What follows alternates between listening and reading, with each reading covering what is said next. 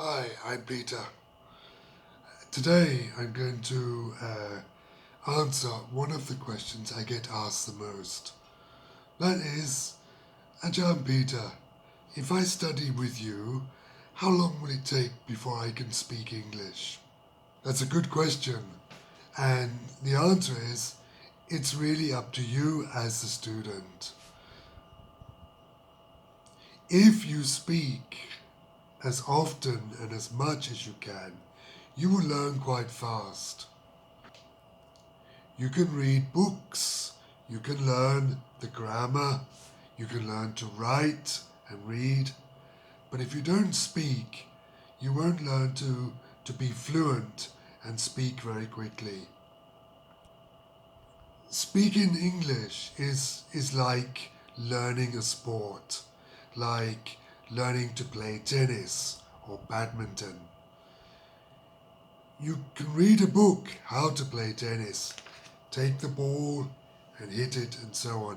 But that doesn't mean you can play tennis. No, you have to practice. And it's the same with speaking English. You must practice and practice as much as you can. So every time you have a few minutes to spare, just speak English. What do you say? It's up to you. Oh, it's nice weather today. Or maybe it's going to rain. I think I will stay home and watch television. It's up to you what you say.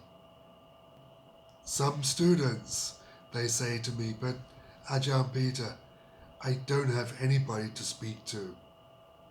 That's not important. You can speak to the mirror. You can just speak to yourself.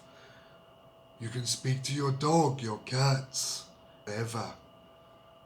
Just speak as much as you can. It doesn't matter what you say. Also, if you don't know what to say, just find some English writing and read out loud. For example, here, it's not important. I don't know what to do about my friend Jill. I haven't spoken to her since last weekend, and she won't answer my text messages.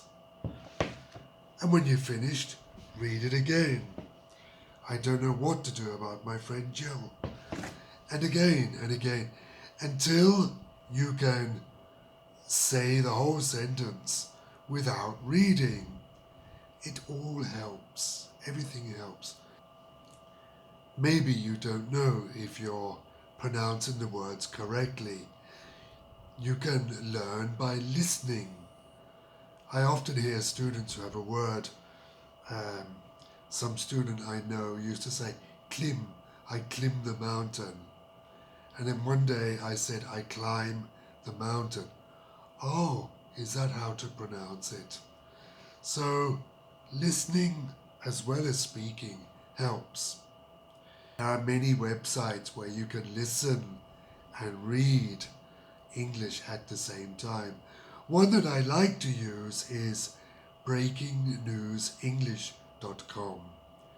The link is below. It's a good website because you can change the speed of the listening. There are different levels, 1 to 6. So you can practice listening and speaking at the same time. You can speak as you listen. I've noticed that when I do gap fill exercises with the students, when I go over the questions with the students, they tend to give one-word answers. For example, as you can see here, it says, Rod has become more considerate, blank, he got married.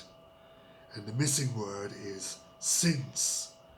So if I ask a student, Lek, can you answer number 1? She will say, since, which is correct, it's not wrong.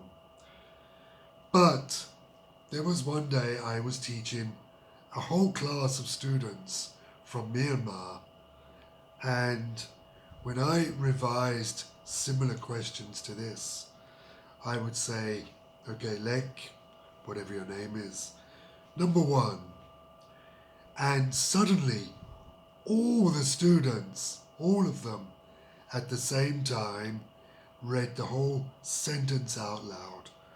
Rod has become more considerate since he got married. And I was surprised. I was also surprised at how good their English was. So I decided that in my private classes, I would get the students to do this, to read out the whole sentences. And I noticed that helped. That helped a lot. I got all the students to read at the same time. So it's not important what you say, but it's important to keep practicing speaking. Some students are afraid to make grammar mistakes. I say to them, don't worry about that. In my opinion, pronunciation is more important. If you make a grammar mistake, don't worry. Native English speakers make grammar mistakes, believe me. But we communicate, everybody understands each other. But if they can't pronounce the words, then it is difficult to communicate. And when I say pronounce, I'm not talking about accents. There's a difference. There are accents like the word bus. I take the bus to work. I say bus. I've heard people say bus. And there are other pronunciations. That doesn't matter. But an example I can give you is I was in a coffee shop once waiting for a student, and I heard a foreigner order a drink. I don't know what it was, but obviously it was a cold drink. And the man or the girl behind the counter said, you want aye? Do you want aye?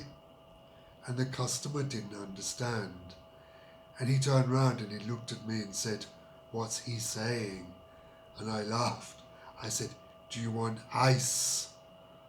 So there is a difference between ice and I. Another example is when I was in McDonald's once, again waiting for a student. The man in front of me ordered some kind of food, a meal, and the person serving said, you want upside 10 baht? And the man said, sorry? You want upside 10 baht? And the man turned round and he said to me, what's he saying? I said, would you like an upsize for 10 baht? And he laughed and he said, oh, okay, no, thank you. So the pronunciation, and Thais tend to forget the S very often. Upsize, house, my house, not my how. And there are other words as well. But I will talk more about that in another video.